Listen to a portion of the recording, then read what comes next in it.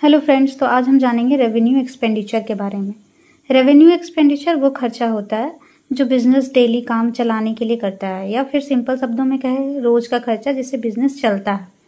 ये खर्चे सिर्फ एक अकाउंटिंग पीरियड के लिए फायदे देते हैं, यानी लॉन्ग टर्म बेनिफिट्स नहीं देते हैं। इसका पर्पस होता है बिजनेस की डेली एक्टिविटीज़ को स्मूथ रखना, जिस चीज़ से अर्निंग होती है उसको मेंटेन रखना।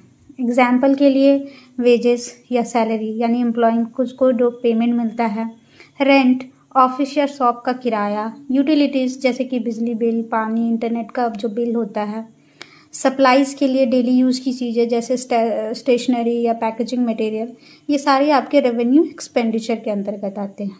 तो इस तरह के और भी शॉर्ट वीडियो के लिए फॉलो करें, लाइक करें और सब्सक्राइब करें।